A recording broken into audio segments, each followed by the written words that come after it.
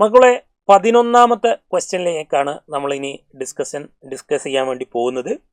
So എന്താണ് 11ാമത്തെ question നോക്കുക. Surprisingly വീണ്ടും ഒരു ക്വസ്റ്റ്യൻ വന്നിരിക്കുന്നത് കോർഡിനേഷൻ കോമ്പൗണ്ട് എന്നാണ്. ഇത് ഏത് ടോപ്പിക് എന്നാണ് നിങ്ങൾക്ക് കണ്ടപ്പോൾ തന്നെ മനസ്സിലായിട്ടുണ്ടാവും. Topic is isomerism. അപ്പോൾ കോർഡിനേഷൻ കോമ്പൗണ്ട്സിലെ ഐസോമെറിസത്തിൽ നിന്നാണ് ഈ ചോദ്യം വന്നിട്ടുള്ളത്. And it is very easy question. കാരണം നിങ്ങൾ ഫാക്മർ ഐസോമേഴ്സ് നിങ്ങൾ പഠിച്ചിട്ടുണ്ട്. Facial and മെറിഡിയോണൽ isomers. Facial and മെറിഡിയോണൽ isomers കാണിക്കുന്നത് ആര് മാത്രമാണ്? MA3B3 കോംപ്ലക്സുകൾ മാത്രമാണ് ഫേഷ്യൽ ആൻഡ് മെറിഡിയോണൽ ഐസോമറിസം കാണിക്കുന്നത്. അപ്പോൾ നമ്മളോട് ചോദിച്ചിട്ടുള്ളത് എന്താണ്? Complex that shows facial and മെറിഡിയോണൽ isomerism എന്നാണ് ചോദ്യം. അപ്പോൾ ഈ കോൺഫിഗറേഷൻ അല്ലെങ്കിൽ ഈ പാറ്റേണിൽ വരുന്ന കോംപ്ലക്സ് ഏതാന്ന് നോക്കിയാൽ മതി. അതിലാകെ ഒരാൾ മാത്രമേ ഉള്ളൂ. The answer is 1. Thank you.